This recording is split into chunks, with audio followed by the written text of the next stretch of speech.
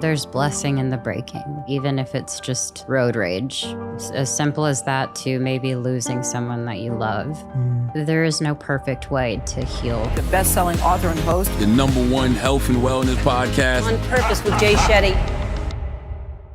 Hey everyone, welcome back to On Purpose, the #1 health podcast in the world. Thanks to each and every one of you that come here every week to become happier, healthier, and more healed. And you know that I love sitting down with guests who allow us into their lives, who allow us into their journeys to understand more, to help us not feel alone, to help us feel connected in our pain and in our purpose, and to recognize that we have so much more in common, and that when we work together, we can truly find the light in our lives. Now, today's guest is someone who I believe does this with every step, every word, and everything she takes on in her life. I've had the fortune of getting to know her over the last few years, and I can honestly say that not only is she one of the most genuine and kind-hearted people I know, she's also just one of the most loving and soulful people who truly wants to change lives. I have to start the episode by saying this. I believe today's guest is someone who's extremely on purpose. I'm speaking about the one and only Selena Gomez, one of the most globally and culturally celebrated artists, actors, producers, entrepreneurs, and most importantly, I know to her, philanthropists of her generation. As a recording artist, Selena has sold more than 210 million singles worldwide and has over 45 billion global streams. Her upcoming biographical documentary, which I want you to go and see, Selena Gomez, My Mind and Me, is out right now. I got to see it earlier. I'll tell you all about it. And in 2019, Selena launched her beauty line, Rare Beauty, exclusively with Sephora. As part of the partnership, Gomez announced the Rare Impact Fund, pledging to raise, this is outstanding, pledging to raise $100 million for mental health services for individuals in underserved communities. Philanthropy and activism have been key pillars of Selena's career, and she's used her platform to advocate for many important causes. Selena has raised millions of dollars for charity, including Global Citizen and the Lupus Research Alliance. Please welcome to the show, Selena Gomez. Selena, it is so wonderful to be with you. That was so nice. I felt very emotional, and I felt so honored. Thank you for saying those kind words. I meant every word. I think Thank you. Whenever I've sat with you, we've always had a conversation about purpose. Yep. Always had a conversation about service.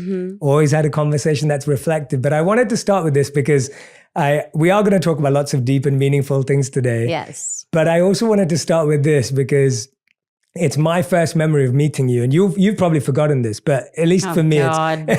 Here we go. Okay, so you'd come over for dinner. That was the first time we met, and I remember that we were about to eat. My wife had made dinner for us, and we say a prayer before we eat. But the prayer is chanted and sung somewhat in Sanskrit, which is a language that a lot of prayers are in for my practice. And I remember having to do it in front of you, and then afterwards opening my eyes and go, I just had to sing in front of Selena Gomez. That's right. And I actually do remember that. Do you remember how bad it was? Yes. You were like, I don't know if I should sing in front of you. I was like, please. I thought it was beautiful. I thought it was amazing. And also just to say the food was incredible. I remember that more than anything. I love that. Well, I wanted to start off by just saying to you that I truly believe that this documentary is so special, genuinely. Thank you. It's powerful, it's inspiring, and it's the work that we so deeply need right now. And your voice in the conversation, the global conversation around well-being and mental health is the most powerful voice there is. It really is. Thank you. And so when you put out a piece like this and you let us in, it only strengthens the conversation across the world. And that's something that you're doing. So I want to just start off by saying that from the bottom of my heart, I'm so grateful to you. Thank you for saying that. I think that is a huge part of why I decided to release it after having an internal battle. I mean, daily at one point, maybe I shouldn't do this. Maybe I shouldn't release it. And this is too honest. This is too much of myself. Until I realized that ultimately it was meant for something bigger. It wasn't just about me, it was about other people. And it took a life of its own and became what it is now, which I'm still nervous about. I'm still anxious about. But I think releasing it is a huge healing process for me. And it's me letting go of that version of myself. Wow. Yeah. That's so powerful to hear that. I mean, when I hear you say that I feel like you're one of these people that you serve in order to heal and you give in order to let go. Mm-hmm. And that's such a beautiful cycle, because I think often we think when we're going through things that the more insular we go, Right. but you're someone who opens up Yeah. and says, here it is. I think, being in moments of my life, whether it was my health or personal life, friendships, relationships, I feel like giving myself completely to something is just the best way I can love. But I never wanted the pain that I endured to put some sort of guard on myself, an armor, if you will. And I never let that happen, because I still believe and I still hope. I hope for love, and I hope for healing, and I hope for change. And I never want to lose that. Of course, there are days where I feel so far away, but I would rather continue to get my heart broken than to not feel at all. That's the greatest sign of strength. I mean, that is such a powerful statement. And I think with a statement like that, you're encouraging so many people to feel heard. I mean, I think most of us feel far away from those things. Right. And we're scared to admit that. I mean, you start the documentary with the promise of, I'm going to share my darkest secrets. Yeah. And when I heard that, I thought, wow, like, I was thinking, Selena, why is it that when we share what happens when we share our darkest secrets? Not just for you, but for any of us, when you're with your friends, when you're with your families, like what does that do? I think at first it's frightening, but I feel like if you surround yourself with people who support you and love you, you have to be careful with who you share your story with. I think that can be dangerous. Sharing something that maybe was really hurtful, or sharing a story about your internal struggles to someone who may not be giving you the right advice, or guiding you another way that will only lead you to more pain, is scary. So first and foremost, I would say making sure you surround yourself with great people. And then I would say learn everything there is to learn once it's out. Once you say, okay, I'm dealing with depression, then find out every single thing you can about what that means. And when you have a relationship with depression, as opposed to, allowing it to keep sinking and inside of you, it's a little bit more freeing, I think, to understand yourself better. I want to know what triggers me. I want to know why I get depressed, and start asking yourself questions to open up yourself instead of, it's easier said than done, though, I should say. But instead of, keeping it in, I find that the biggest reward is letting it go. Yeah, I think there's that statement in the documentary that says, you said your mom would always say, if you're afraid of something, learn more about it, and then your fear will go away, or something according to those. She definitely did that when I was younger. I lived in Texas, and we were huge with the tornado scene. That was what was happening, and I was terrified. So I would bring like a cross, and I'd bring like a big pillow, and I'd lay in my bathtub, because that's what I Googled is supposedly going to help.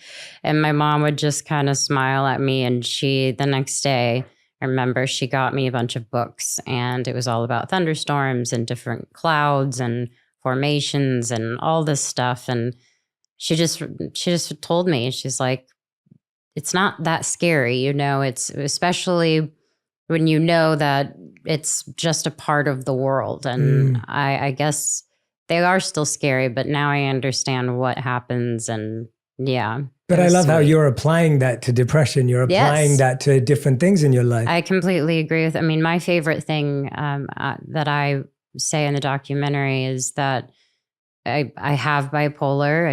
I learn how to live with it, and I just have made it my friend, because that's truly what it can be to me now. Yeah. And tell us about that process of when you first discover something like that. Like you said, it's easier said than done. The voices are so loud. There's so much inner judgment. Yeah. Our inner critic is so painful to live Definitely. with. And now when you're saying, oh, I'm trying to work on making it a friend, which is a beautiful transition. Tell us a bit about that journey of inner critic to inner friend.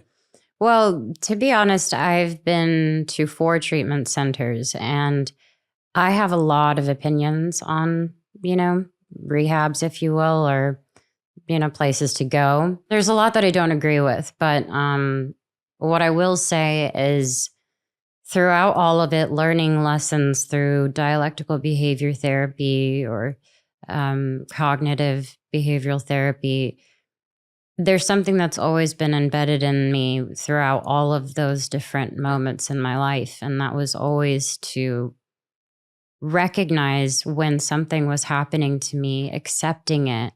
And I think once I realized that this was something that wasn't going to go away, this wasn't something that was going to be fixed by going to these places. It was more so, what can I know about myself? Okay, if I kind of go down this road, I'm going to get triggered, and I know that feeling and I know how to avoid it. However, I go to therapy. I also have, medication that I fully am on, that I believe in full-heartedly, and it helps me stay balanced. But I still have to deal with it. I still have days that are pretty low and moments that I'm just too over the top, and I'm like, I want to buy everyone a house and I want to save the world. But I've learned to kind of understand it. And the best part about that is also my family and friends learning how to live with it too. They can be great friends to me in that way. And that took a lot of time as well. Yeah, no, these are such, I know that you do so much work in this space, but today when I'm hearing you share all these insights, and they genuinely are insights, they're so powerful, because even you just saying like, I had to realize that I don't have to fix it or that it's not going to go away. Like these things make difficult things livable with. Right. And when we look at the seasons or we look at the weather, it's like, it's going to rain one day and it's going to be dark one day and it's going to be sunny another day. And when you know that, you stop trying to fight it and change it. Yeah. You can accept it, which it sounds, from what I'm hearing from you. Yeah. I mean, it's taken me a long time. It's, that's not 6 years. That's probably 10 years in reality, but it's really been interesting, and I feel better and I feel great now that I can talk about it. Yeah. Yeah. The thing you keep mentioning today is letting go. And I think all of us are trying to know how to let go of old selves, old parts of ourselves, or parts that don't serve us anymore. And I remember when I lived as a monk, some of the areas that we'd live in, we'd come across a lot of snake skin. And we'd always use snakes as an analogy of how we leave behind. So snakes don't break out. They don't rip their skin off. They slither out. Right. And their skin just kind of like falls away. Yes. And then we would naturally not find snakes, thankfully, and find snake skin.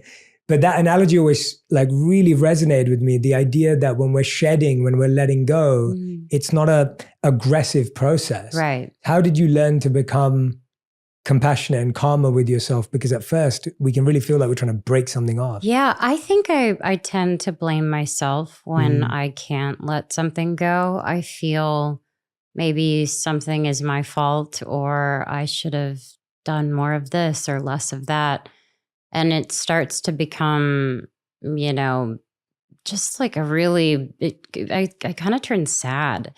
One thing I've noticed when I watched the documentary back for the first time, I didn't even recognize that girl anymore. And it broke my heart because I was talking about my body and my image, and I just hate that I ever felt those feelings.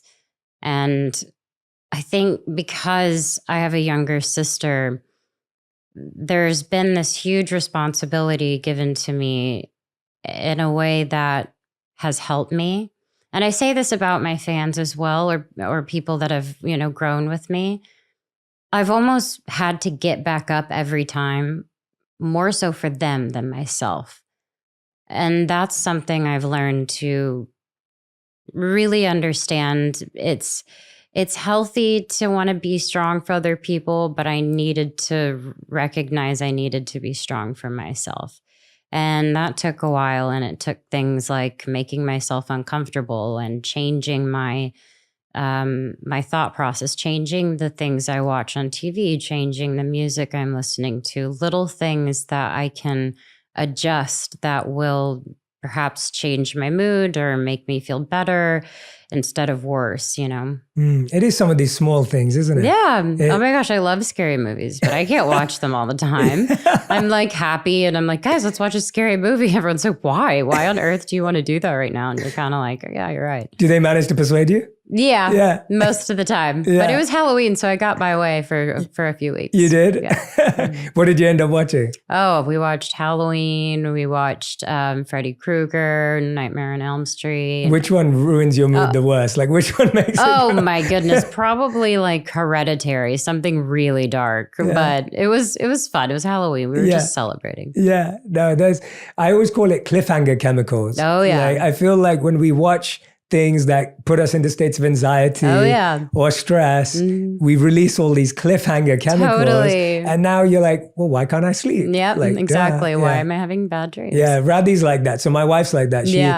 She can't, she always gets really excited to watch things like that too. I'm like, Radhi, we can't do this because you will not let me sleep for the rest of the night. That's so funny. Yeah. But I think it's really beautiful to hear you say there's these little changes because I think that's what people feel hardest to change. Mm-hmm. And I think when I watched the documentary, the greatest challenge you really empathize with is having to do this when every time you're in a car and then every time you get out the car, there's cameras, there's people, there's opinions, there's, that's something very few people can relate to. Mm-hmm. But I think what's so brilliant about how the documentary is made is that you really feel like we're living that with you. Yeah. And so you're like, wow, like, even though I can't relate to what Selena's going through, I can understand how it must be really challenging and really stressful. And so what's it like having to deal with all of this that all of us are dealing with too, but you're dealing with it with an added layer of, exposure? Yeah. To be honest, I don't know any different. Yeah. That's what's really scary. Sometimes I think that's really sad. And other times I just think, well, this is what I've been given and this is the path that I want to continue to walk in. And I know any moment I can, quit and walk away. And, that's just not really how I was raised to be. So maybe if it had happened to me later in life, I would have had a different outcome. But because I was raised in it, I really had to learn the hard way on how to deal with it, on how to not give, if you will, that clickbait that people want. And I mean, I think I do my best to try and eliminate these negative stories or other people illustrating my journey. I interrupt them with my truth, and that's what I will always continue to do. And that's what this documentary does as well. It's going to be me taking control of my story, and no one can change that or say any different. I'm so glad you addressed that because I've always found that with you, that you always lead with love, even in those areas. And I always am so in admiration of that and in awe of that. Thank Because you. I see that whenever there's any narrative, your choice will always be to lead with love and inject love into that. Absolutely. And to recalibrate. When did you find the strength to start taking control of that narrative? Because I think that's an amazing skill that today people need it more than ever. But when did you start developing the confidence around that, needing to do that? I would probably say I started beginning to gain that confidence when I went through a breakup. And that's something that was super public. But all of those things that I'd felt so bad about myself and just so terrible, every day I wanted to debunk those feelings. I wanted to take control over that narrative because I did feel that way. But the greatest gift I got from all of that was me actually being honest with people, sharing my story and gaining the confidence to know I am enough, and I actually work really hard at being a good person, and I know I'm a great person. And when people paint these unnecessary stories, it actually gives me pleasure to just combat it with love, like you said, or kindness. I think it's actually fun for me because it is who I am. I can't waste my time, if I'm to be honest with everyone in this room. I don't want to waste my time being upset or taking in all of the negative things that I hear online. And I don't even hear it. It's just when it gets really bad, other people tell me, and then I see inhumane things happening and people talking negatively about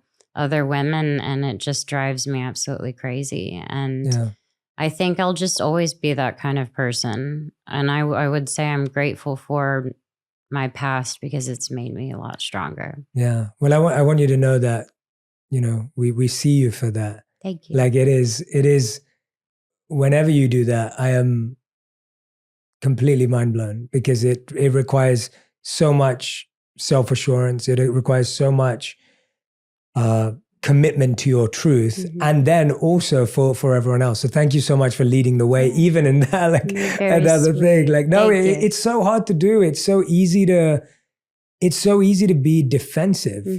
And you've found, because it's your truth, you found a way of sharing your truth without making it defensive. Of course. That's, I mean, thank you. I don't know if I intentionally do it, but it works really well. So I'm sticking to it. Yeah, stick to it. Don't change it. Yeah. Don't change it. Teach it. Yeah, exactly. Teach it. The new masterclass. I genuinely mean that. One of the things that comes through in the documentary is we're just getting full access. Like that's what it feels, right? Like full access at all times.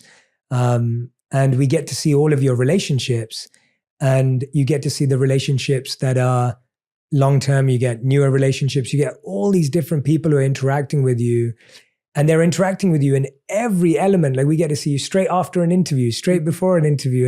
And I could tell there was a time when you feel a bit of angst because you get asked poor questions, right, or like, and I could see that in you. And that really hit me because the reason we set up this conversation, this podcast in the first place, was I was hoping that it would be a place where people like yourself could share your true purpose. Right. And seeing you share on screen just how hard it can be to deal with, just, does it minimize the work you're trying to do? What happens? Tell me what happens when you're asked. I actually just feel like insulted sometimes. I'm like, I sit in what I work. I mean, I work so hard. I love what I do. I love my job. I love talking about my job.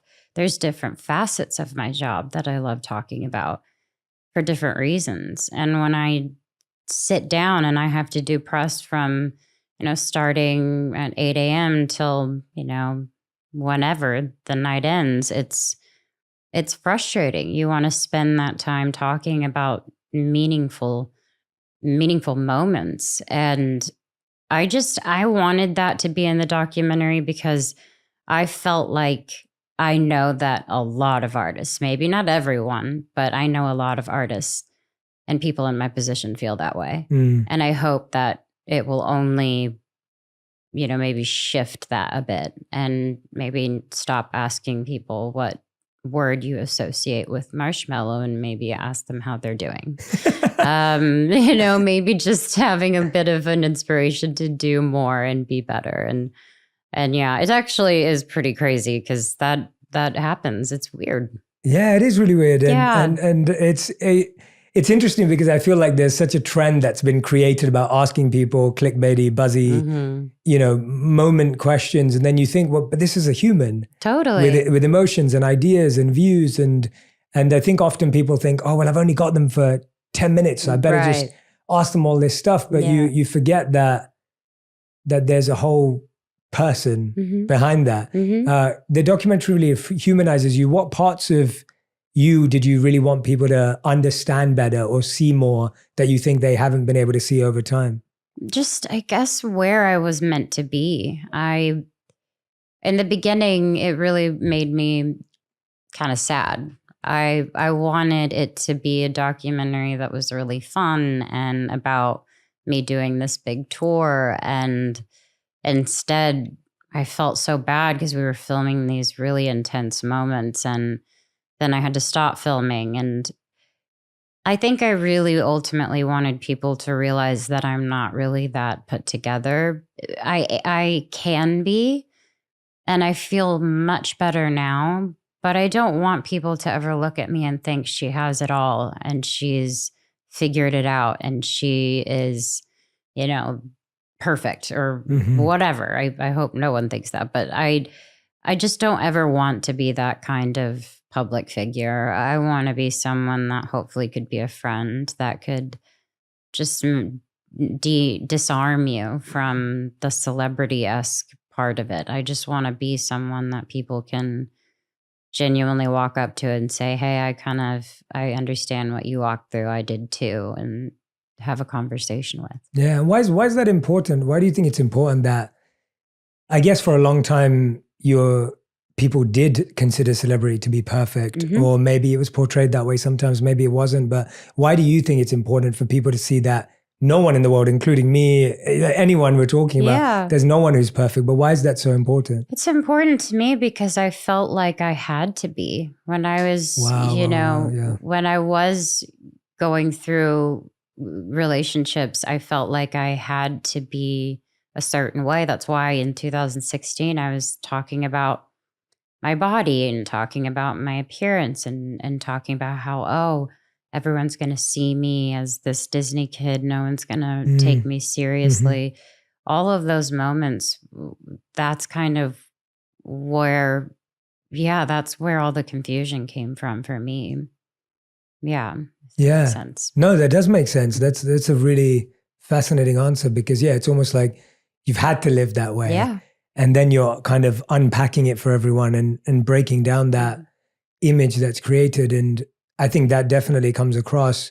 One of the things that stood out to me in that unpacking of the perfection element that you're talking about, we're so scared of imperfection because it reveals there's parts of us that are not ideal by some external comparison or by some internal trigger or some past experience where we have that feeling. How do you now deal with your imperfections? Like, how do you feel about parts of you that are not perfect? I'm okay with that. I actually think a lot of who I am are just a few things that are not perfect.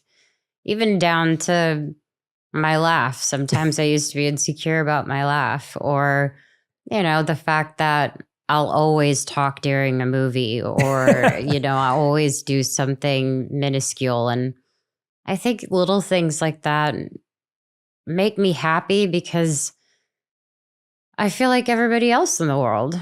Recent, for example, very small example, but this Halloween, I was a banana, and I genuinely just like got the cheapest outfit, put it on, and roamed around Times Square with my friends and had the best time.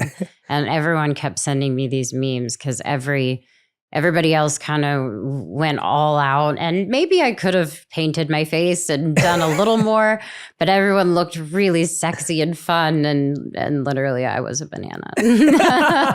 That's basically sums up who I am to a T. And it was that to me means that I don't have to be perfect all the time. I'd rather be that girl. Yeah. And how does that apply to work? Like, how does that perfectionist mindset work in terms of like music or creation or acting? Like, because that's beautiful in your personal life. It sounds like there's this acceptance of, we can be more in flow. But then how does that apply to like writing or creating or building? Like, well, I think I always say this in any session, there are no stupid questions. I always have to say that out loud because sometimes I genuinely will think, well, what does this mean? And how can I unpack this and create a song from this? Or how do I unpack this scene and do the best I can?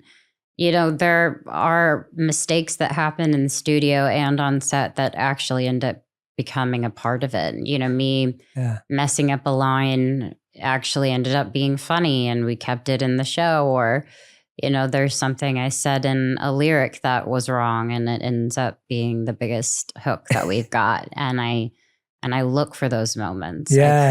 I crave those moments. That's a great example. I love all of those. Yeah. And it just, that's what feels like magic, right? Like it's when the imperfection can somehow become a part of the process where you're just like, wow, this actually feels like we got somewhere.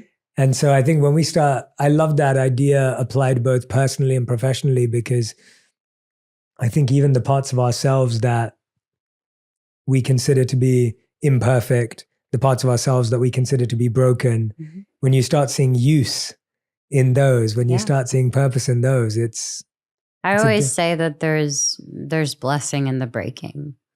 And every moment that you encounter in your life, even if it's just road rage, as simple as that, to maybe losing someone that you love, there is no perfect way to heal. There is no perfect way of dealing with something. It's more just, how am I going to be a better person? How am I going to make the best choice for myself so that I don't end up angry at that person on the highway, so that I don't end up ruining my day because of what someone did to me on the 405. You know, I want to also say that, how can I turn something like losing someone I so dearly love into, well, how can I celebrate that person and the great things that they provided me or that they gave me? That takes a lot of work. So I don't say that lightly, but I try my hardest to do that. And I try to have my friends hold me accountable to reminding me, hey, let's try to flip this and try to turn it into something else. Yeah, absolutely. I think what I'm gathering from listening to you is that, again, you're not saying I've arrived and this is how I think now. You're saying this is what I'm trying to practice. Like this is the approach that I'm mining in my own life. And absolutely, this is practice. Every day is practice. I even said it last night at the premiere. I was saying, I don't have anything figured out. I am definitely not like, I'm sold, I'm good.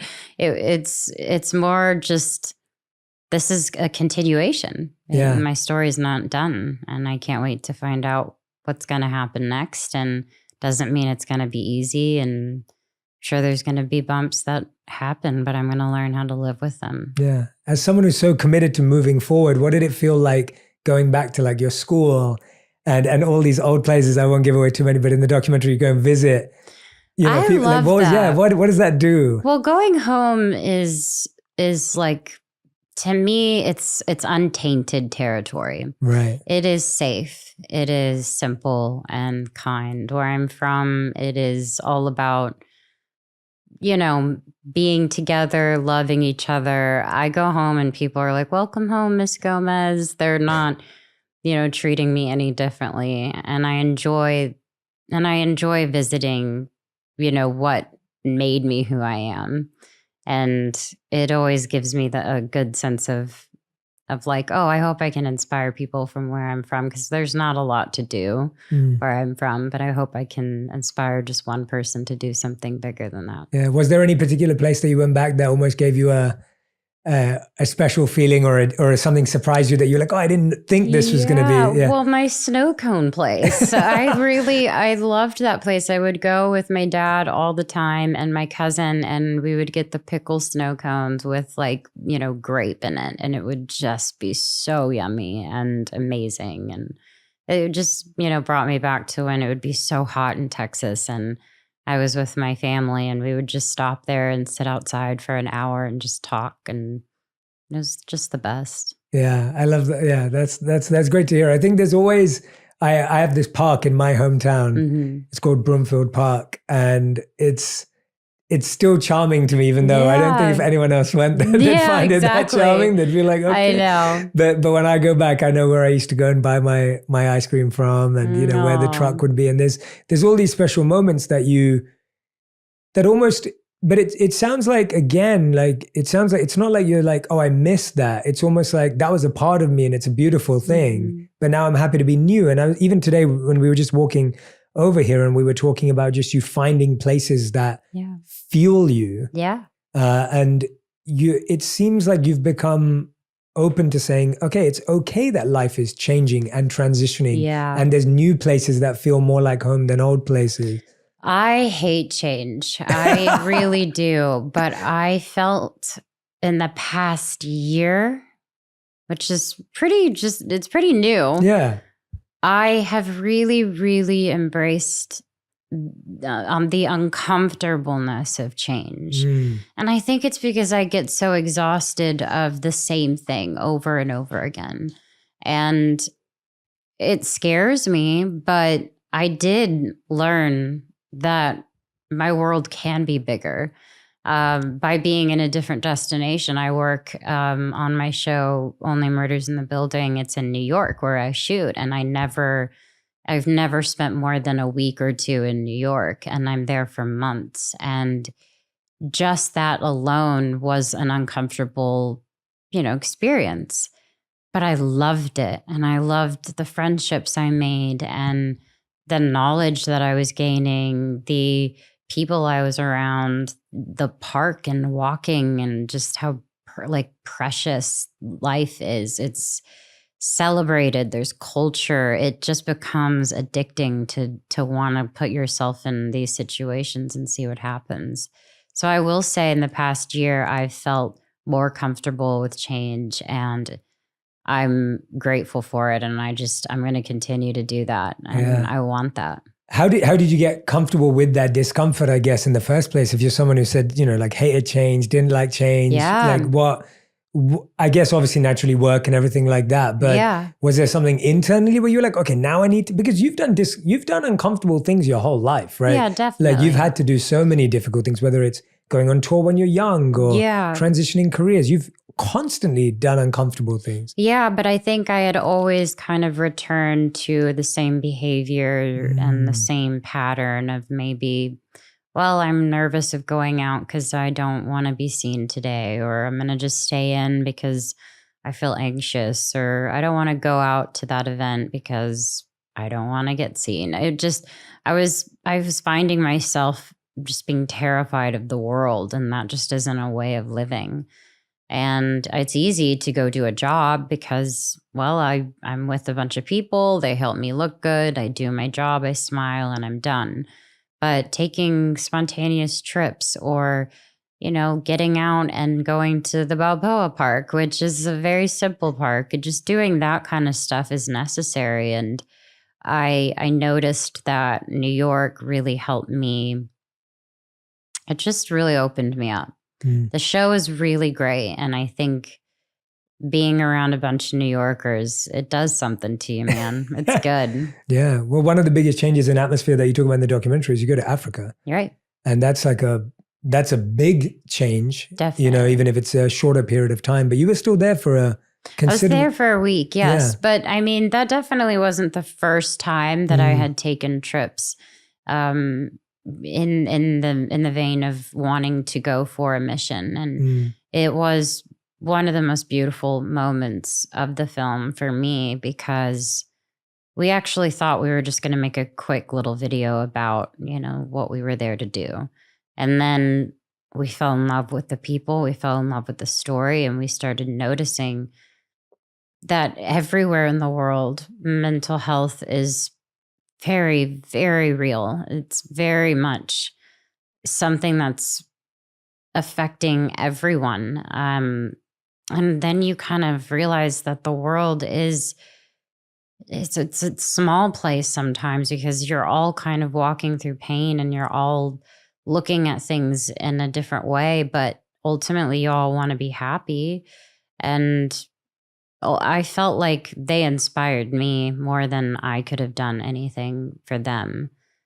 It was a really beautiful trip. And it was one of my favorite moments of the film. People don't always understand how mental health exists ever in the world. When you said that they're also experiencing mental health, what was their experience of it compared to what we would understand as our experience in the US. So Yeah, well, I was talking to a woman named Betty, and she was, basically kind of the person touring or giving us the tour around the village and the schools, and she was lovely. But when we stopped to have a conversation, we just were sitting down, and she told me her story and how she was dealing with suicidal thoughts, and that how she went to a lake and sat there for 2 weeks contemplating.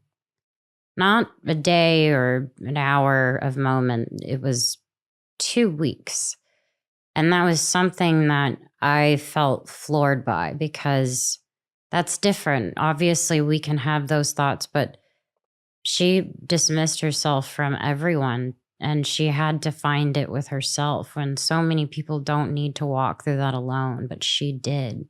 And she did it well, and she's proud of it. And now she is in an incredible school, and she's going to grow up to be the best influence for her village, for her sisters, for everyone that she's around. That's so, so special. And I'm just having those conversations with someone from across the world. It's mind blowing. You don't really know what people are walking through until you do stop and have a conversation. 2 weeks. That, Can't imagine that feeling, what you must be walking through for 2 weeks to just be sitting there. And did she feel the same, from your deeper conversation with her, did she feel the same feeling that a lot of people do here, where it's like, I don't know who to talk to, and I don't know who to open up to, and I don't know who to trust?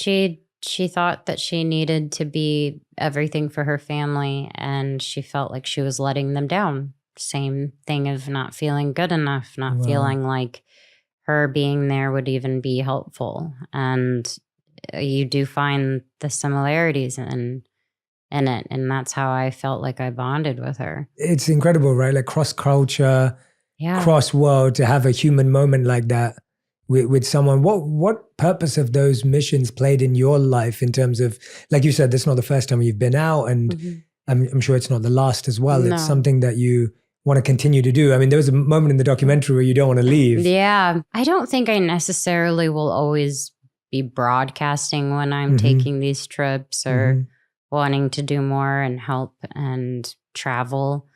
So I think that I will probably have these quarterly, or even just maybe once a year.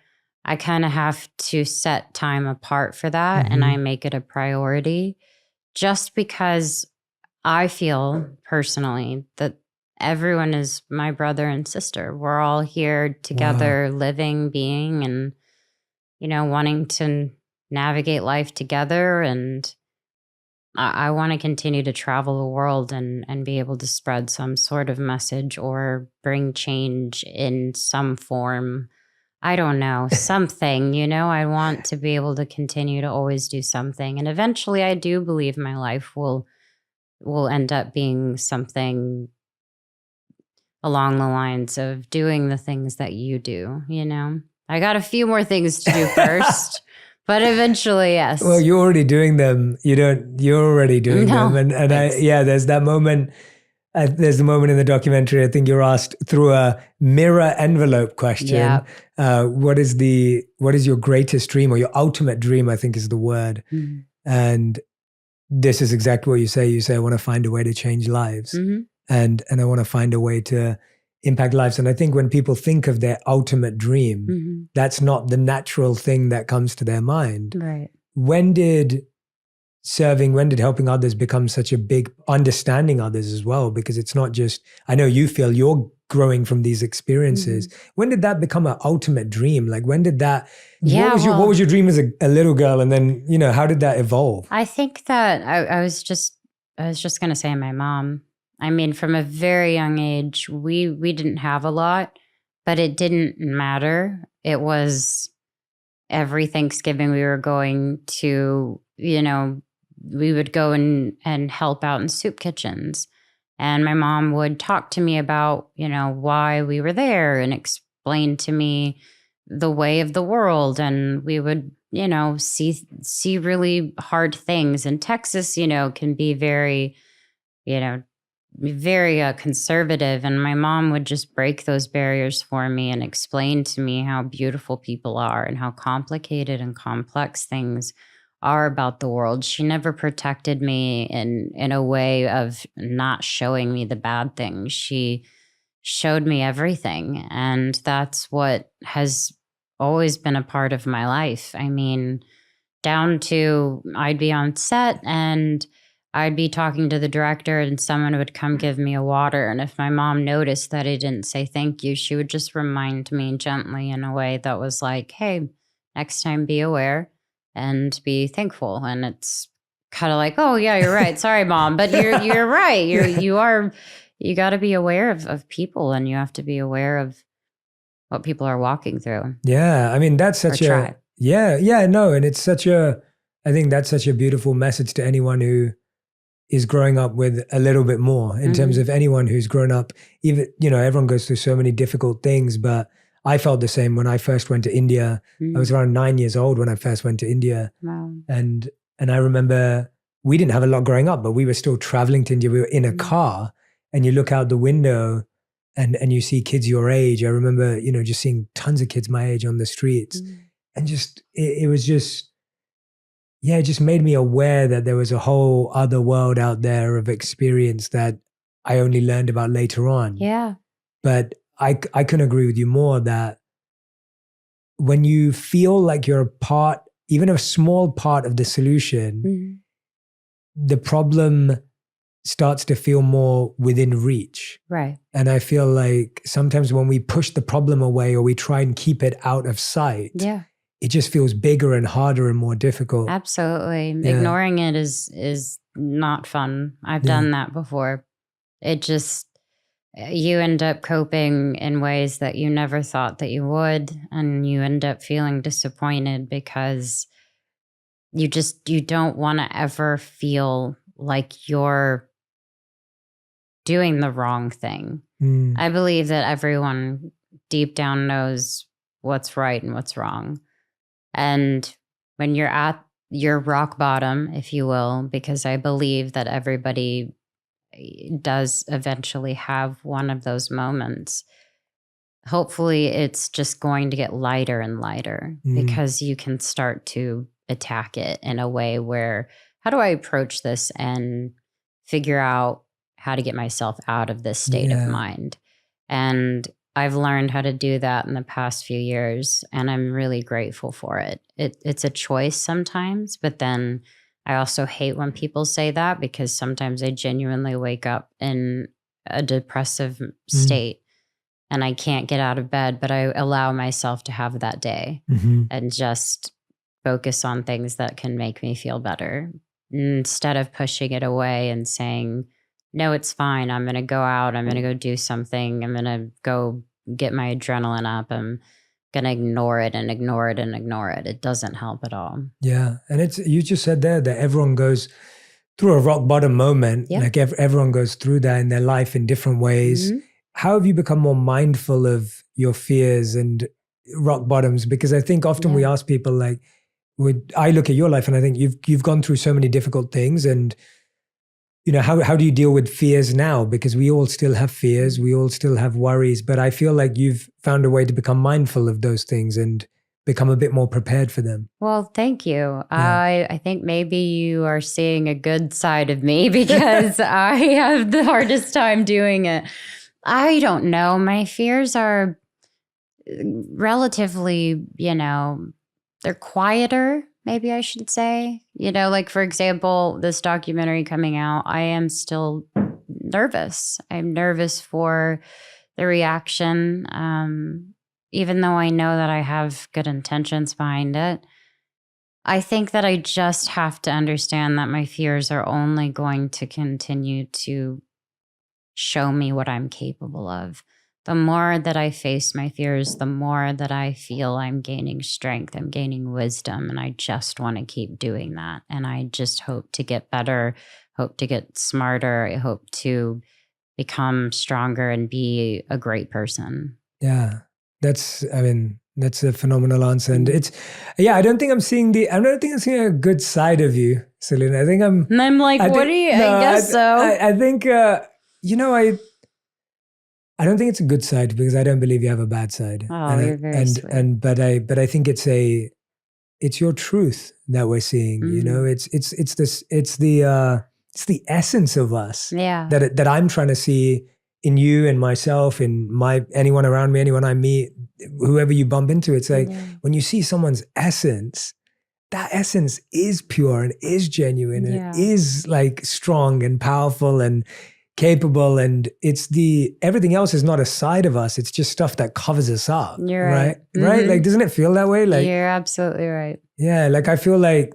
I don't have a side of me that I don't like. I have stuff that's covering over who I really am. Exactly. And it's how do you navigate controlling those things and taking control of yourself. Yeah. Yeah. And I love what you just said about how confronting your fears is what gives you a sense of confidence and strength. Mm-hmm. Because when you get through something tough, it does. It feels incredible. I mean, walking through all of those moments that I'm, sharing with everybody else, it is really great. I mean, it's so sad to watch, but I would not be who I am. Of course, it's such a cliche if it wasn't for that. But facing your fears and tackling them, it's the only way to get through them, I feel. Yeah, you said intention is so important there. And I think that anyone who's in the public eye, sometimes all you have is your intention because you can't control anything else. Yeah. What role has intention played in your life? And then with this work,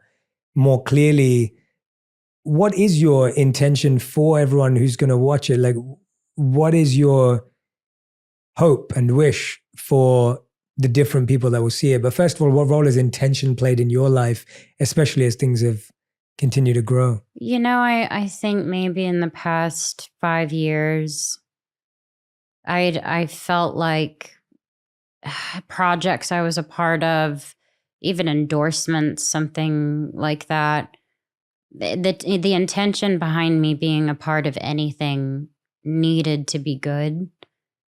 If I got a lot of money, I'm just being super transparent, from doing this line for a t-shirt, and I'm just making this up, there's a huge part of me that actually feels uncomfortable with the whole idea.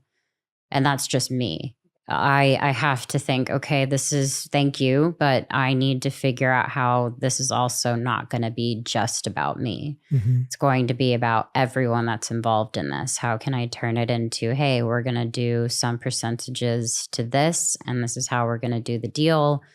I then feel more comfortable stepping into a situation and accepting it. But I've never based my decisions on what will get me to the top quicker, what will make me number one, what will I break records. All of those things to me are just bonuses. They're just great. If it happens that way, but that's never been my intention. And some people in my position would think that's kind of stupid. It's the whole point of doing it is to break these records, is to do all that stuff. But for me, and I think the reason why I am who I am is because just enough is what I am. I think that I just want to be enough. And that doesn't have to be me killing myself trying to be number one at something. Or striving to be number one for something. It's exhausting. Yeah. How do you define being just enough now? Like, what is that evolved? And I'm sure it will change, and I'm sure it will grow. But right now, what is that? I feel open. I feel ready for relationships and change. I will be shooting season 3, so I'll be in New York for quite a bit, and I can't wait to see what will happen and all the people I'll meet and all the people I get to spend time with again, like Steve and Marty, and it'll be fun. Yeah, I love that. Well, Selena, this has been such a beautiful conversation, and the good thing is we don't have to end it here, but we get to invite we get a very special guest who's joining us today, a very special gift for my audience here and our community and everyone who's listening and watching. We get to have your mom on the show, which is amazing. It's really fun. So I am so excited about this, because to be able to talk to you both about the incredible work you're doing together, her incredible lessons that she shared with you over time that you spoke about so beautifully today, And I got to talk to her before we started recording as well, and just hearing about how innovative and creative she is. Yeah. I mean, it's amazing. So if you're okay with it, I'd love to I would love it. bring out your mom, Please. Mandy, over in a second. So we will go and grab her. Yeah, let's Amazing. do it. Mandy! Oh, no, sorry. So we're so excited to have you here, Mandy. This is amazing. This is really special. When I heard that I was going to have this opportunity, I think it's always interesting hearing about someone's journey through someone else's lens, especially your mom. Like, you know, who else in the world? And now my mom's going to be upset that I haven't had her on the podcast. You haven't had your mom I haven't. yet? So now I feel the pressure that you she have has to be to. the next. I'll have her on I'll make my podcast. I'll just make one There we and go. then have her on there. I love it. I Yeah. love it. But I was going to say, you know, it was just so beautiful in the documentary, and even just now hearing what Selena had to say about the amazing impact you've had on her, hearing about you going to the soup kitchens when Selena was younger. In the documentary, as I said before, hearing about how you always encouraged her to learn about things that scared her, Yeah. and that would help her. I mean, these are really, I hope you feel extremely proud of this incredible human being. Of course. And just, you know, from an outsider's point of view, just how incredible it is to see someone sharing their truth with so much bravery, so much courage, and impacting the lives and saving the lives of millions of people across the world. And I'm sure you feel a big part of that. So I mean, honestly, I always hope to be a role model, is in the sense that I was honest about everything with her and who I was and as a person, because I feel like sometimes if parents project a perfection, then their kids feel like they have to like live up to that or achieve more, you know? And I just wanted her to always know I'm a person. I'm going to mess up. And I was 16, so I was even more of a lost person. So I'm kind of surprised she came out as great as she did, to be honest. But yes, I'm very proud of her. And, you know, I played a little role in it. And then she's like navigated herself into a wonderful adult. And there's been ups and downs, but it's just been it's been an honor to be her mother. well, what does that feel like? I mean, that's a whole another experience, having a child at 16. I mean, that's a very, you know, challenging, stressful thing for yourself to go through. You're obviously not mentally in a space to be raising a child because you are a child and you're trying to figure out who you are. And even in some of my really hard times, I feel Selena came into this world at the perfect time because I was really lost myself and I wasn't going down the right path. And then when I found out I was pregnant, I was like, oh, I have someone who's I'm responsible for, and they're going to look up to me for guidance. And even at a young age, that hit me, and I'm thankful that hit me and that I did allow that pressure to make sure that I was trying to do everything right for her. But that was a moment that when you're 16 in that phase, you're trying to figure out your path in life. And I think I kind of lost a little path of my life because I had something more important to like take over. And I think that the delay adolescence is something that I felt like even now, you know, I still feel like I'm a little bit youthful, even though I'm like creaking and popping when I walk. You know, I still sometimes feel like I have a little bit more adolescence in me and still things to learn. And so as a teen, it was really challenging, and it was really one of those beautiful like vortexes of being young and being able to keep up with a child and having that energy. So I was able to go to school. I went to a conservatory after. So I would take her to school, and when she started kindergarten, and then I would go to school, and then I would go to work, and then I'd come home and do her homework and put her to bed, then do my homework and do it all over. And I think about that now, and I'm like, no way. Like, no way. I'm like, I have a hard time getting up for my little one now. So it was like I was way too young then I'm like way too old now. No, stop. No, but you know what I mean? It was just like, where was the sweet spot? I just kind of skimmed by it and, No, you know, that's- accepted the challenge. No, that's incredible. Mums are amazing. I don't know how mums do it. Mums across the world, my mum included, just Yep. unbelievable resilience, unbelievable found tolerance. Yeah. Like, you know, that sounds like such an incredible journey. And, you know, as you were telling me earlier, you haven't yet managed to watch the documentary. Right. You've seen parts, but you haven't been able to bring yourself to actually watch it. Tell us about what that feels like and how hard that is. Well, first, everyone's telling me how fabulous it is. So it's like It's incredible. it's making me more and more eager to kind of put that guard down. But the reason why is because like we lived some of that together. We've went through that and we've found healing and we've moved past some of it. And even if it's something that she went through and I didn't know she went through it, it's as a mother, it's going to affect me of like, oh, it's going to hurt my stomach. It's going to put me in that mindset. And I'm going to wish I could go and protect her. And she, you know, she was amazing and came through so much that I already feel like I protect you a lot. Yeah. And I was like, maybe I could just get through the holidays to not where I'm going up to her all the time going, I'm sorry, I didn't know. You know, because mothers do, like, you know, you want to take away your kid's pain. You don't want them to have to experience that, even though that is part of developing who they're going to be and, you know, who we all are, is our pain and our suffering and our growth.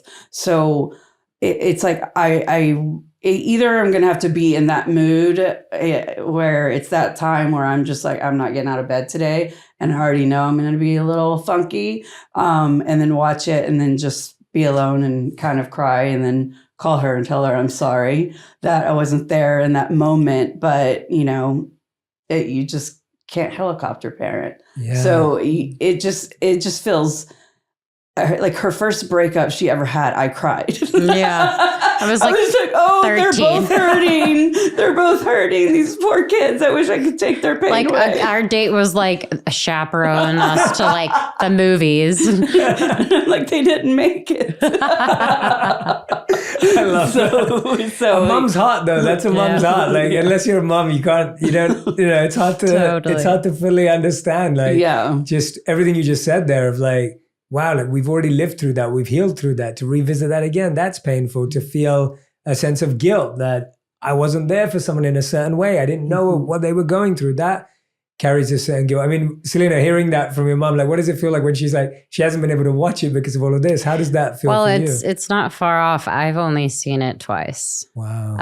And I've premiered it a few times for people and I've stepped away from watching it. Yeah. I think I relate to my mom because some of those moments were really hard. And it's not so much, if you don't mind me like saying this, it's not you not being there. It was me not letting you be there. Mhm. That was the hardest part.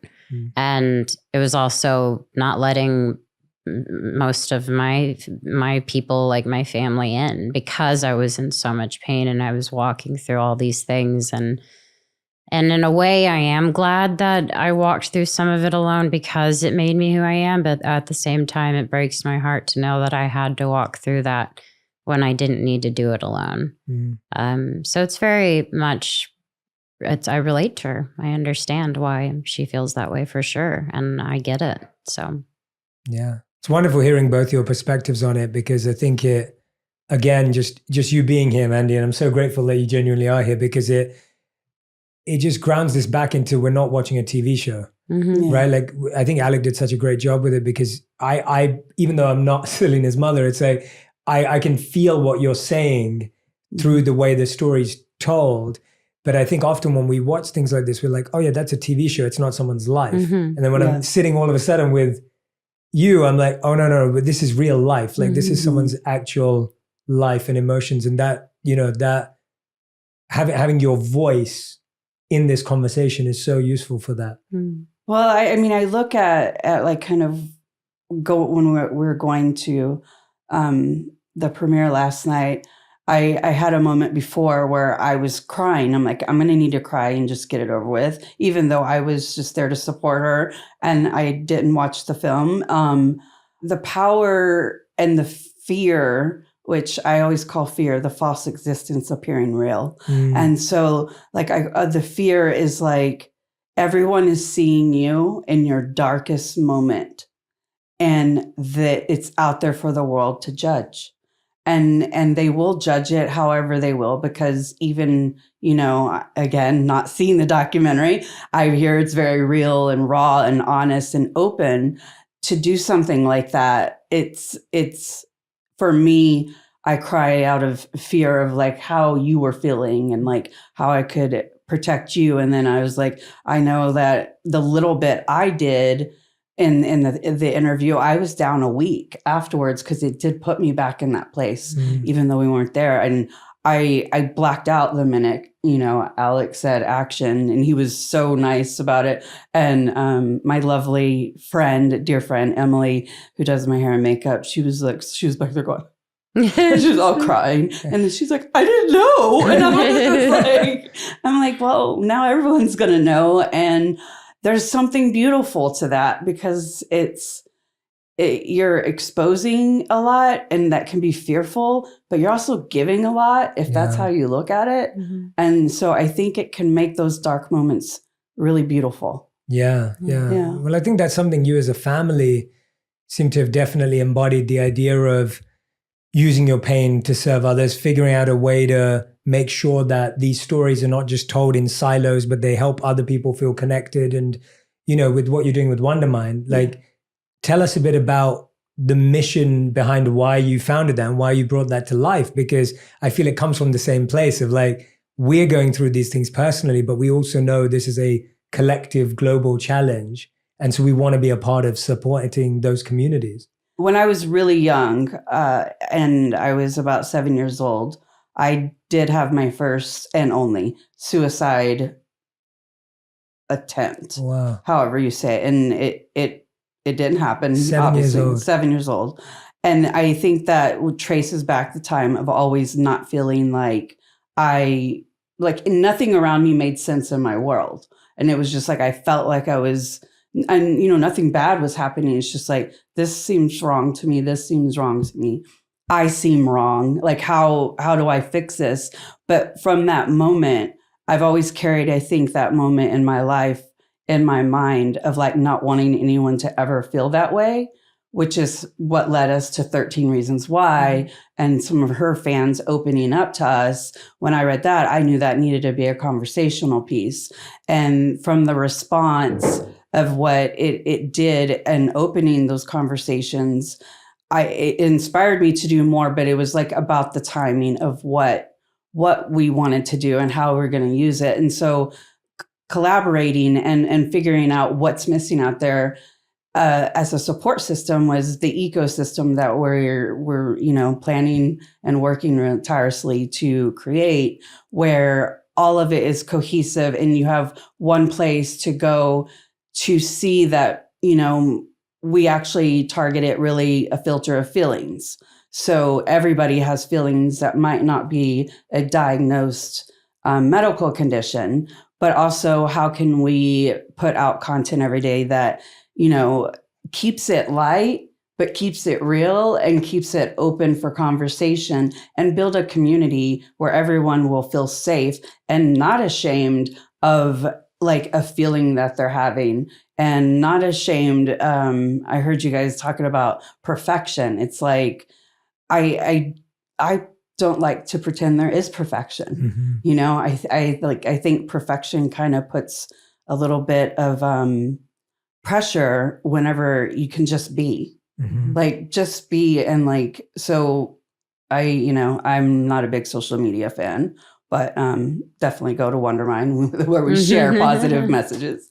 But I think what, you know, inspired me was creating this for everyone and content for people to have access to that can't afford to get treatment or don't need treatment, but they need someone to say, hey, check this out. Mm-hmm. You know, so it's really for everybody. Yeah. Thank you so much for sharing your personal experience, though, because I can imagine that, you know, the fact that you've held that close to you for this long and now that's coming out in this beautiful way, but when you're holding on to it, it doesn't feel that beautiful always. I mean, Selena, how old were you when you first learned about your mom? And Well, like, I don't think, and this is probably fair enough to say, like she never really hid a lot of stuff. Wow. When I was younger, I never was aware that we didn't have enough. I was never. She did such a great job of. I feel weird talking about you in your right ear, but you did, Mama. You did of I'm like, being. who's this woman you speak of? Of like explaining situations to me that we would be in, and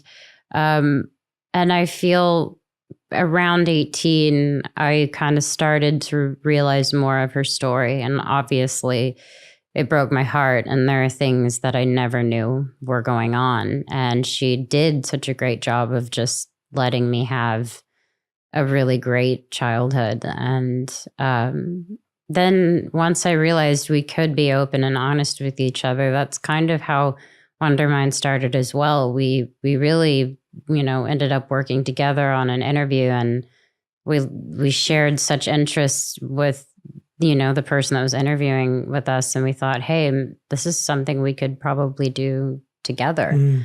And it happened that way. And it's been really fun.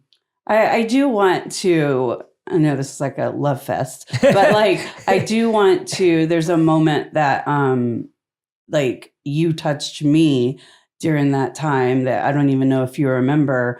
I remember I was doing that, going to school, going to work, trying to get her out of the neighborhood I grew up in and try to give her a better life. And this was pre her doing anything besides directing films with kids on the street. Yep. But she wasn't doing anything professionally. I was sitting in front of a mirror and I was trying to get ready, and I just started crying. And I was crying and I was crying, and she come up behind me, and she was so young, and she like started playing with my hair, and then she's like, "What's wrong?" And I said, "I just don't know why I'm doing what I'm doing." And she goes, "You'll figure it out. Just keep going."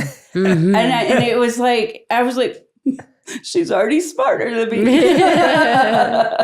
So it was like a really good, like strong moment. Like you don't ever want to, I think being vulnerable in front of her allows, the vulnerability to, be welcomed. Yeah, absolutely. Yeah, I think that's so true. As we're growing up, it's like we often look at our parents as perfect unless they let us in. Yeah. Or by the time you figure out that they're not. And it's interesting that you're saying that at least you felt you were just always open and honest with what you were going through. And with your own challenges and your own struggles, when you're going through your own stuff and you're watching your child go through their stuff, like what's going through a mother's mind in that situation? Like, how are you dealing with your own stresses and pains and trying to be there? And often, as Selena said, and you said, children don't want their parents involved at a certain time, right? Like I can relate to that completely. Like I think, I listened to everything my parents said up until I was 13 years old. And then from like 13 to 25, I didn't want to hear from them. And then after 25, I was like, oh, you guys were the best. Like, you're right about everything. And you go through that journey. So, when your child doesn't want your help, when your child is not allowing you in, like what goes through a parent's mind, especially when they're going through their own work themselves? I just needed more therapy and a feeling, and you feel, because I want to use this term lightly, like you feel like you failed in some capacity. So then you're like, I know I took that opportunity to try to see maybe where were the missteps I took as a parent. Was I too open with her? Was I too liberal with her? Or, should I not let her do Barney? Like it's just all these decisions that you make, you would just reflect on. And I think as parents, we have this capacity to decompartmentalize your feelings and then prioritizing everyone else's. Like I was telling you earlier when we were talking, it's easier to bury your stuff and then kind of focus, which then becomes unhealthy for the receiving party and for yourself because you're not taking care of yourself. So I went through it. A lot of days didn't get out of bed. There was just like a lot of crying, a lot of therapy. And I had a therapist because I had a miscarriage during the madness. And, I had this therapist who gave me the best advice ever. She's like, I need you to leave your house once a day and go to the movies, buy a ticket. I don't care if you watch it. But every day you need receipts that you left your house. And so I would like walk through the mall, just like crying, being lost and, not knowing what to do. And I would buy stuff and I'd have to go and take it to her in each session. And I didn't even ask her the purpose. I was like, she's just trying to get me to get out of the house. And then I realized after about 6 weeks of doing that, I started feeling more comfortable with being even more vulnerable because I'm crying and I know the world's going to be okay and nobody's judging me. People are asking me, hey, are you okay? That kind of thing. And, I was just like, no. And then, you just keep walking. But like that judgment that everybody's afraid of, it showed me that, because I was mad that I failed as a mother, and this is in my eyes, not like I failed as Selena's mother, and then my body hurt my other baby. So I was like angry at myself completely. Wow. And I needed to see that, the world's alive and there is forgiveness and I can still find happiness for myself, because I was just like, being a mom was something, and the only thing I really knew to do since the age of 15. So when that's gone, you're just like, I'm supposed to have hobbies that don't entail my child. I'm supposed to do things, So it was a lot of growing, and it's hard when you're in it, but when you get out of it, it's fantastic. Yeah. It really is. It's just, you feel lighter and you feel like more hopeful. And that then when you have that next opportunity or that next, downtrodden moment, you're going to get out of it. It's like, all right, I just got to get through this, just got to figure it out, got to vibe through it. And then it will pass. Yeah. So I think, you were talking about rock bottom a little bit earlier. Mm-hmm. Yeah, definitely hitting rock bottom. It does. It feels like you're breaking through. What's really refreshing hearing both of you together is just, I feel like this is going to heal a lot of parent-children relationships, like listening to you both today, because I'm just thinking so often we think our thoughts to ourselves and we never share them with the people that those thoughts are about. Yeah. So, I'm sure there's so many children out there who their thoughts are like, I wish my parents did this better and my parents could have done this. And those are valid thoughts. And then there's parents out there at the same time having the same thought of like, I wish I didn't do that to them. And and often we just never find out. We never know because we don't get to have these open, honest dialogues. And so I really think this, on top of everything you both are doing, this is really going to inspire a lot of parents and kids. Yeah, it's because it's even listening to you, I'm thinking of my parents and I'm thinking of my friends' parents and I'm thinking everyone needs to be able to open their heart, because somewhere everyone's painting themselves the villain and someone's painting themselves as the person who messed up and got everything wrong. Yeah. And in our head, we're thinking, they got away with it, or, they're not aware of it. So I find, were you always open to therapy and always open to this self-work? Was that a part of who you were as well always? And that was, or was that something you kind of turned to at a certain point? I will tell you a haunting little secret that when I was really young in junior high, I wanted to be a criminal psychologist. So that's why I always say that she's making fun of me in murders because I am that person. But I was already reading on serial killers at that age because I was fascinated with the mindset. How that person becomes. And I didn't come from, an environment where therapy was even talked about, but I just, at a certain age, I really felt like super depressed. And so I had to go out and explore it myself and go through tons of doctors. And, you would say one thing and it was just like, they go, hey, are you seeing things? I'm like, I saw a black butterfly the other day. And they go, oh, so you're hallucinating. And I'm like, am I? So I had to go, and I wasn't, but it was a real black butterfly. So but I had to learn how to understand myself and my mind on my own. And finally, I went away to a facility, and it was the first time I got to really spend all that time. It was best 28 days that I spent, on myself. And you just like, you have to kind of build that relationship with your mind. And I think people are so afraid of being honest with themselves because then they have to face it. But what like helped me is I realized, like, in this relationship, I was parenting her the way I needed to be parented, not what she was needing. And that is how I feel like I made my contribution to healing this relationship. Is like, okay, pull back.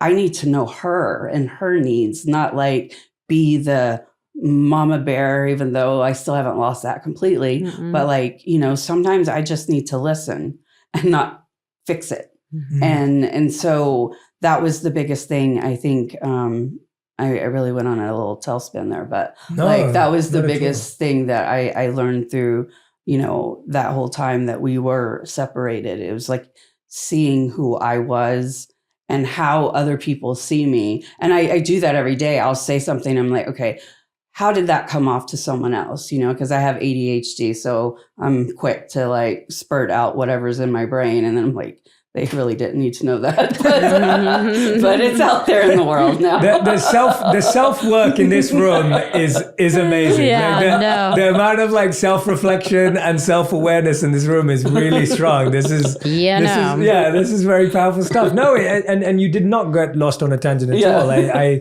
think everything you just shared with us, even you just coming to that conclusion of knowing that you're parenting someone that you deeply love in a way that you wanted to be parented, I think that is at the core of so much of how we all live. Yeah. Right? We're all loving people the way we wish we were loved, and we're all hurting people the way we wish we weren't hurt. And it's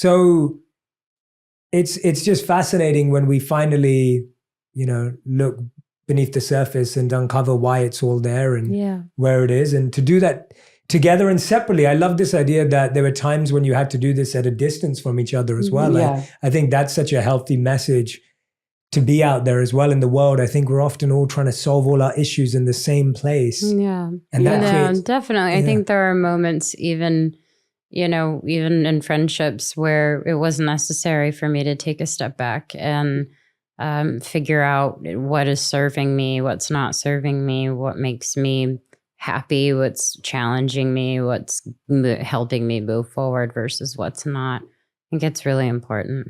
I think when we're looking from the outside in, we limit people to certain experiences we remember them for, certain people we expect them to be with, people that they're meant to be around, the way families are meant to be. Like there's all these meant to be's. Yeah. And then it's like, well, no, in reality, there's space, there's distance, there's reflection, there's the need for all of these things. Yeah. With the work that you were talking about earlier with me as well, in terms of how you're now taking these messages on screen, which you're sharing, which I know is such a big part of the work. And I feel so excited about that. Like that fills me with the greatest amount of joy, knowing that we're going to see better representation of mental health on screen. I think that's huge.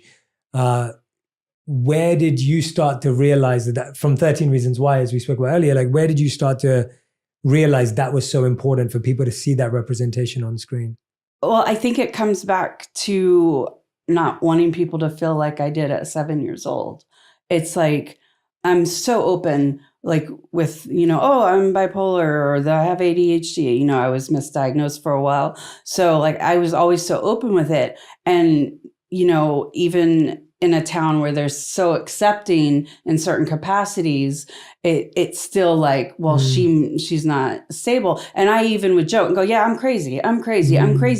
And I was like, not supporting myself in that. And I didn't want anybody to feel that way. So, during 13 Reasons Why, we worked tirelessly, the entire team, to make sure we were executing the whole point of it, and that, we're losing teens every day to suicide, and it's horrible and unnecessary. And, how can we as adults? And that's why it was so important, I think, for me and Selena to go out and talk about it so parents would watch it together, you know, and once that got the reaction it got, you know, I heard different opinions and I wanted to hear everyone, whether they thought it was a bad idea, a great idea, it touched them, it offended them. Like I really like listened to everything and all the, you know, data. And I've always been someone who enjoyed storytelling.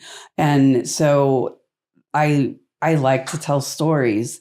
And if I can, you know, show, and like I was telling you earlier, I like using Silver Linings Playbook because they're bipolar, but they're having a life, they're having a relationship. And as it may come with challenges, every relationship comes with challenges. It's not just a mental issue that someone has that causes those challenges. We're all people. And if we just learn to understand each other, there'll be less fear of it. And then people will get more treatment and there'll just be more happiness. And I know sometimes I feel like I'm being like, the world's going to be happy, you know, kind of like that. But, you know, and again, like my adolescence, that's still there. But I that's what inspires me is to, I scared off people by talking about myself in a negative way. And by, you know, not sharing enough. So it's like, or sharing too much. So then it's like navigating that. And like, you know, like I mentioned, like One Who Flew Over the Cuckoo's Nest and Girl Interrupted, favorite films, love them. But that's not the reality Selena or I live in every day. You know, I have been in a facility but it was not like what's being portrayed. It was, it was a beautiful experience and made me a better person for it. So it just like media loves to, you know, tell all of the bad stuff. It's like we could use it as like educational without preachy. And so like, let's just tell stories of real people dealing with mental health issues in different capacities and show that that you're all right. You're going to make it. It's like, and you just need to give yourself that permission. And then once you give yourself that permission, you're gonna come out a happier person. I embrace my ADHD. Like I really do.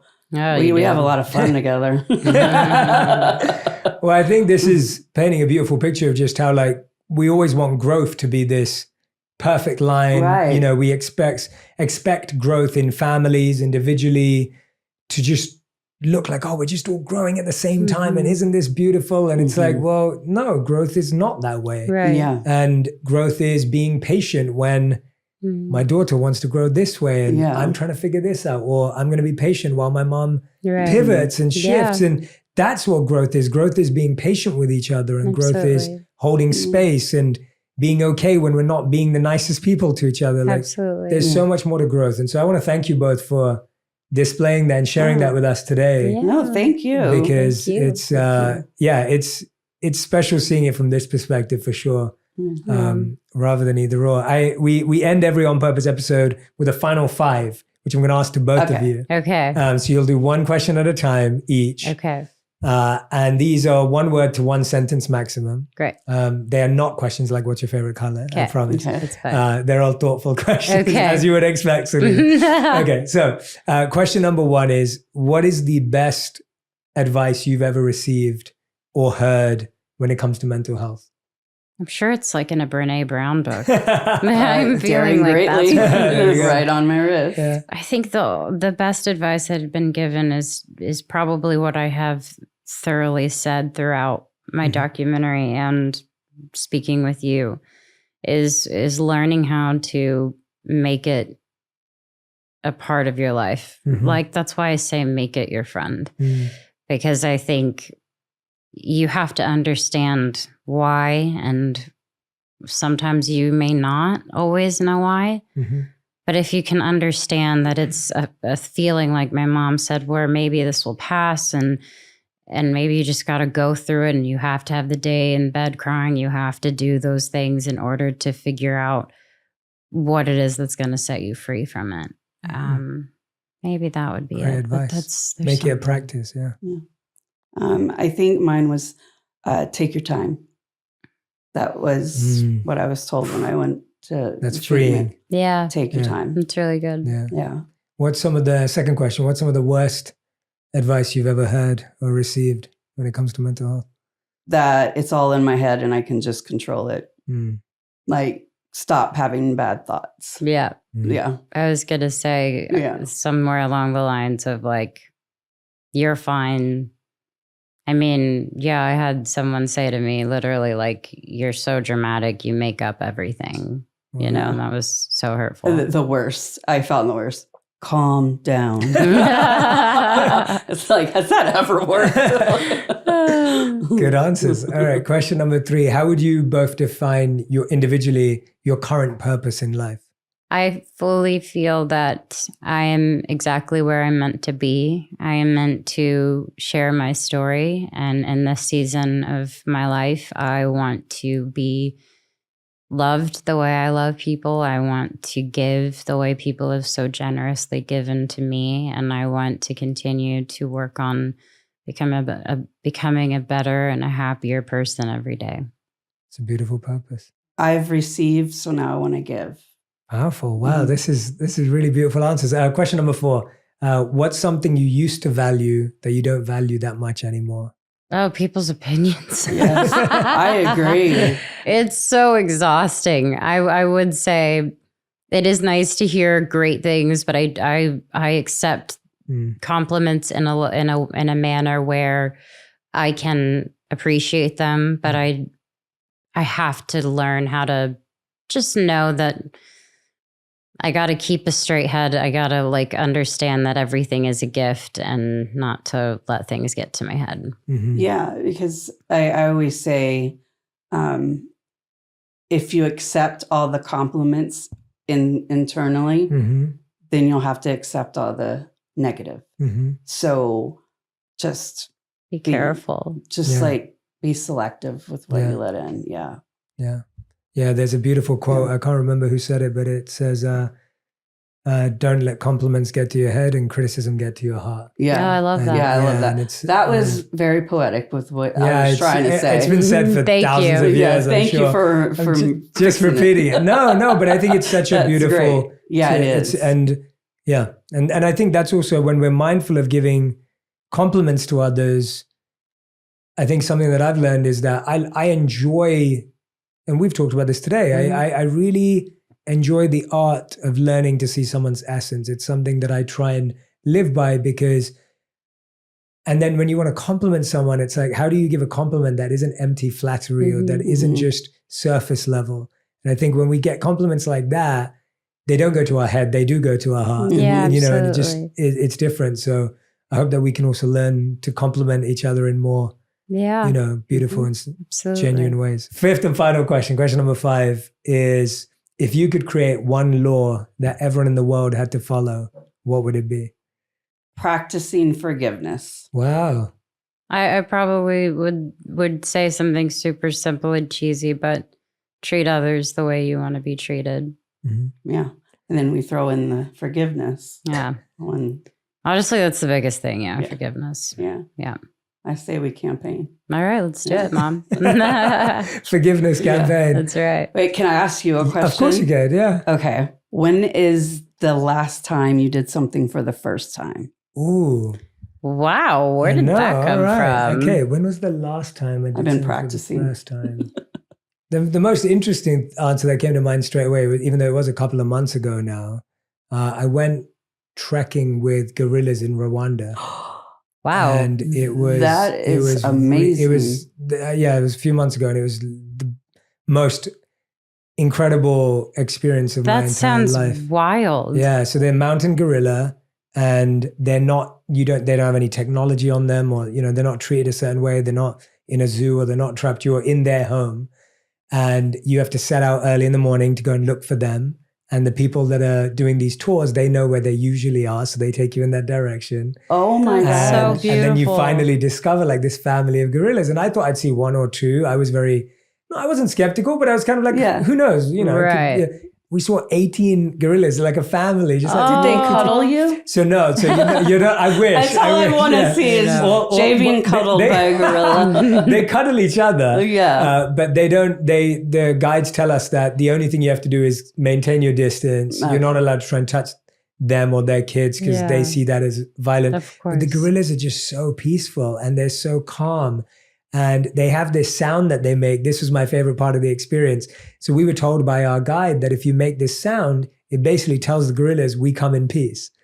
And so this sound is, so you have to make that sound and the gorillas make it back to you. No, that's They so literally cute. do that, or they'll do it to you as they come closer, just to let you know, hey, we're not trying to harm you. We're just going to walk past you. That's I love so that. It cute. was really special. So that was the most recent memory of something. Well, I've that's done. a hell of a one. Yeah, so, yeah. I know. yeah. I was like, oh Yeah, my so- god, I'm I'm all your over chapstick. forgiveness. Yeah. And he's like, yes, I was hanging No, out. this with was gorillas. this that was was a- beautiful. No, it was, yeah. it was really truly special. It was it was just being with another creature, Mm-hmm. that another form of life that is uninterested in you. Yeah, It's very humbling in a good way. Definitely. Yeah, Wow, this for form of sure. life doesn't even care that I exist. We're like staring at it, We're like, taking "Woo," pictures, yeah. and the gorilla's just like, yeah, whatever. So, Yeah, like, okay, that's man. a good question. I mean, Yeah. that's a good question. Well, Selena, Amanda, you have both been so gracious with your time today. You've been Thank so you. kind and Thank generous you. with your energy. And